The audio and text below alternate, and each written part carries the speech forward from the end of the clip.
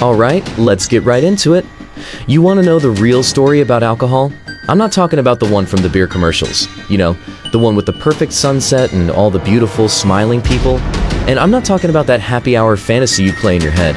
Nah, we're going to talk about the real story. That's the story we're diving into today. My name's Sam, and what we're going to do here is pull back the curtain on the science, the psychology, the pain, and, believe it or not, the real possibility that sits behind drinking. So if you're feeling tired, maybe a little ashamed, or you're just plain curious, stick around. This one's for you. So here's the plan. First, we'll look at how alcohol literally hijacks your brain's most ancient survival instincts. Then, we're going to talk about the damage of just one drink, the stuff nobody mentions. After that, we'll uncover the triple threat that fuels addiction, lay out some core principles for making a change, and finally, we'll land on what might be the most powerful tool of all, connection. Alright, let's start at the beginning, with our own ancient brain, and a story about how something designed for our survival can lead us into some pretty dark places. I want you to picture this. It's not a scene from some gritty movie. This is a real moment. A world-class surgeon, a man named Charles Knowles, sitting on a deck in Florida, sun beating down, at the absolute rock bottom of his life. And you gotta ask, why? I mean, how does anyone get here? Well, the answer isn't in his character, it's in our biology. You see, that shot of vodka or that glass of wine, it's not just a nice little habit. It's a full-on hijacking of millions of years of evolution.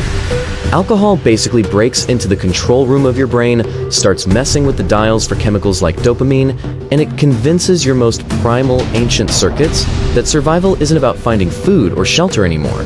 Nope, survival is about getting that next drink. And here is the absolute key to understanding this. It feels like a choice. It feels like you're deciding to have another one. But you're not. Your ancient brain is. That hijacked survival drive just takes the wheel. And in that moment, nothing else on Earth seems to matter. Okay, now let's shift gears a little. Let's talk about something we almost never hear about amidst all the toasts and cheers, and that's the quiet, unseen damage that even so-called moderate drinking does. Yeah, let that one land for a second. This is the fine print you never see on the beer label. It is a cold, hard scientific fact. And it doesn't matter if you've never hit rock bottom, even one glass, that casual nightcap, that celebratory toast, it literally chips away at your brain matter.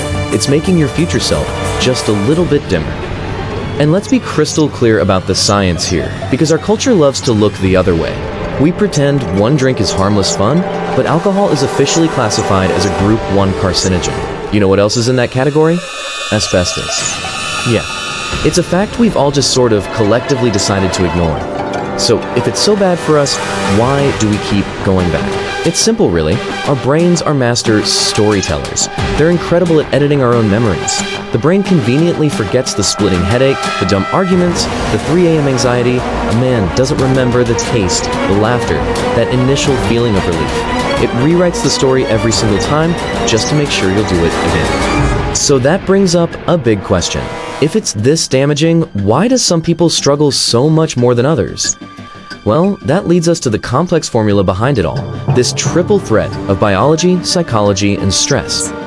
Okay, here's the ugly math of it. It's pretty much a 50-50 split. About half of it is your biology, your unique genetic code that might just make you a drinking champion, someone who gets more buzz and less of a hangover. The other half, that's your life, your environment, your experiences. But here's the most important part of this whole equation. It is 100% not your fault. And that life half of the equation, it's often filled with this stuff. Heavy drivers. Maybe it's trauma from when you were a kid. Maybe you just never learned how to calm yourself down without reaching for something. For so many people, alcohol becomes a way to self-medicate for anxiety or depression. It's social armor. It's just a way to get through a life that feels way too hard. And this is what dependency feels like, deep down. Your rational mind is screaming, this is a terrible idea, but your hands just keep reaching for that glass anyway. It's this brutal internal civil war where you're fighting your own rewired biology, and it feels like your biology is just laughing at your face. So that's the problem. It's big, it's biological, so what in the world do we do about it? Let's cut right to the bone and look at some brutal, but also kind of beautiful, facts about how change actually happens. Look, if you only take one thing away from all this, please let it be this. This is a biological condition. It is not a character flaw. It's not about being weak or having no morals.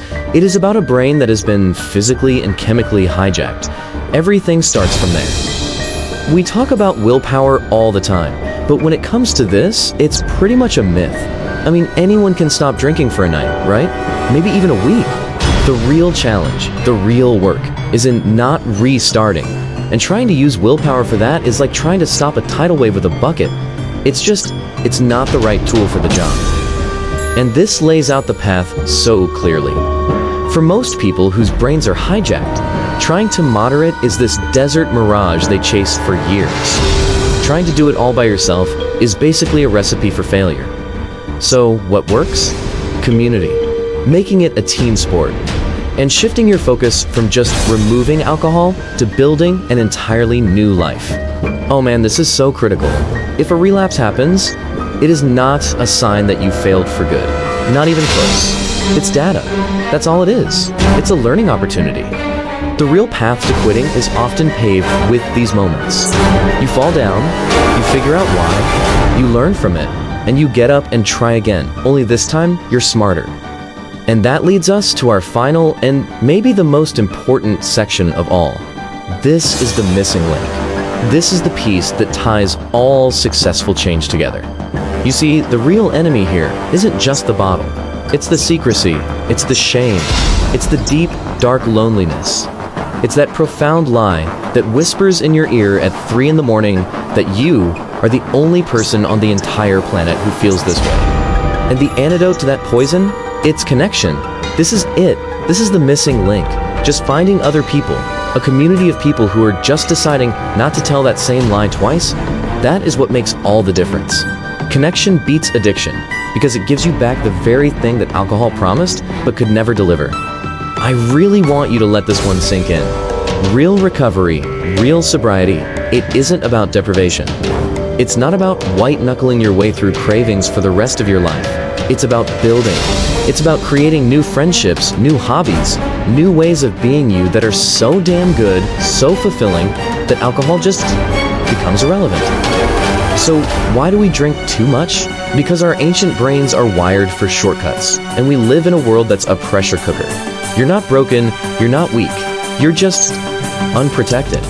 The path forward isn't easy, but it is real. It starts with a little bit of honesty, and it ends with freedom. So the only question left is, are you ready to take that first step and rewrite your story?